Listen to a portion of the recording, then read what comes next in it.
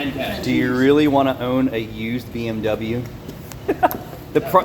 I bet you this is probably a one-owner car. All they did was the free maintenance or just oil changes.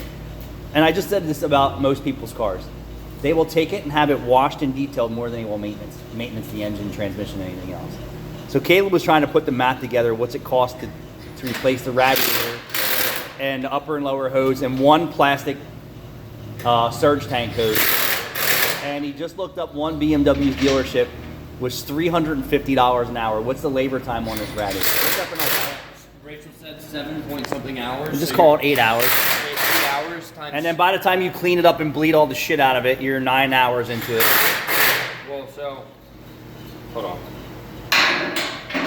Just buy cars you can afford to fix. I mean, I know it's getting harder. Just the labor for the rad, $2,800. So if you're at BMW and their labor rate, plus we'll call it probably a $700 rad, and they're going to charge you to diagnose it if too. not more. We're talking $3,500 plus an hour diag. Yeah. We're almost $4,000. Hold on, not to mention every other plastic hose in this thing is ready to fail, including the electric water pump, not including the turbocharged cooling system. So almost $4,000 for a rad with diagnostic and labor and everything, and that's not even including replacing other hoses. So you're probably, with all the other hoses, fill and bleed and fill, they're probably milking close to 5 G's out of you for a rad job on this car at BMW. And not replacing the entire cooling system. No, I'm saying 5 G's would be with the hoses and everything. Because look, there's two. Yeah, there's one for the turbos and one for the,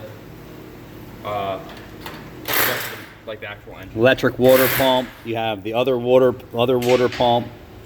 You have the oil cooler, which is a known failure too on this, that leaks.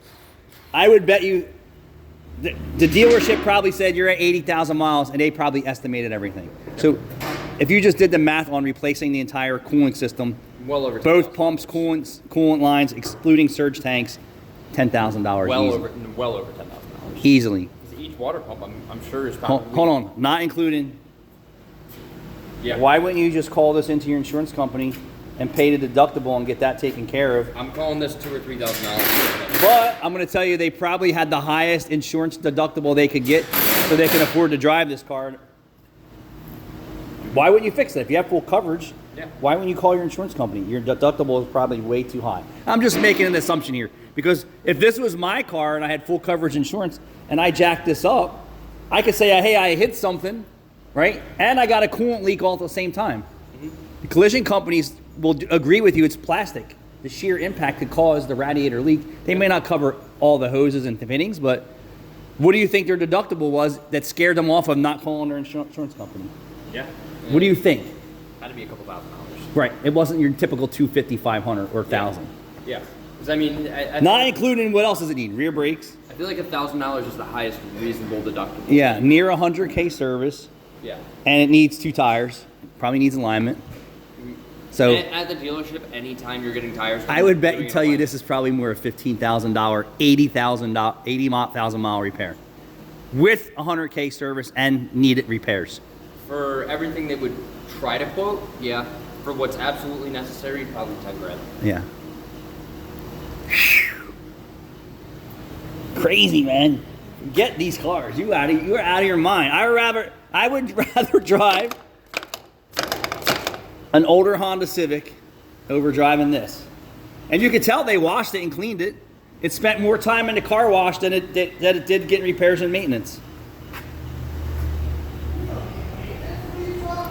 What do you mean? You don't ever have to change a trans fluid or differentials or any of that?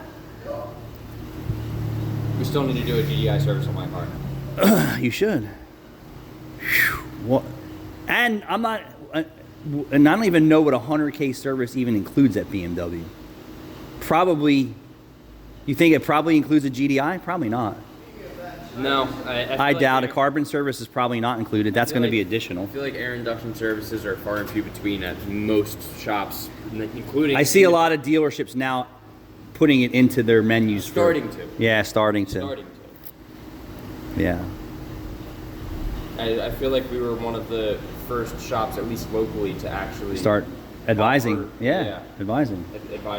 That's what our job is, based on our knowledge and experience and product knowledge is we advise maintenance. 2 cooling systems.